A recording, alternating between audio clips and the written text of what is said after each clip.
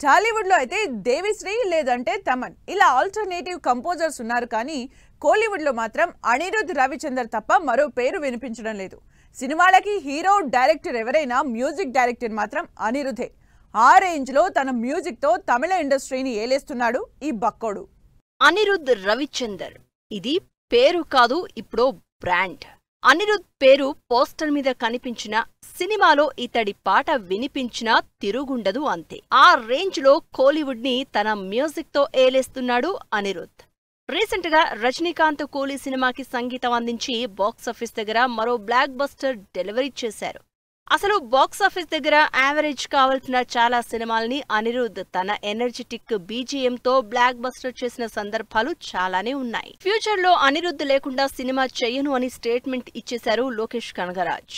కూలీ cinema success లో Anirudh music key role play చేసింది అన్నారు. అందుకే ఖైదీ సీక్వెల్ కి first part music director Sam CS ని పక్కన పెట్టి మరీ అనిరుద్ ని ఎంచుకున్నారు Lokesh. Jailer movie success meet లో ఈ తరహా కామెంట్ చేశారు రజనీకాంత్. ఆర్ఆర్ లేకుండా జైలర్ చూసి యావరేజ్ అనుకున్నా కానీ అనిరుద్ మ్యూజిక్ తో బ్లాక్ బస్టర్ అయిందన్నారు. దీంతో జైలర్ మూవీ సీక్వెల్ పై ఎక్స్పెక్టేషన్స్ డబుల్ అయ్యాయి. అనిరుద్ మ్యూజిక్ డైరెక్టర్ గా ఇంట్రడ్యూస్ అయి 13 years కంప్లీట్ అవుతోంది. ఫస్ట్ సినిమా 3లోని వై దిస్ కొలవెరీ సాంగ్ తోనే సెన్సేషన్ క్రియేట్ చేశారు అనిరుద్.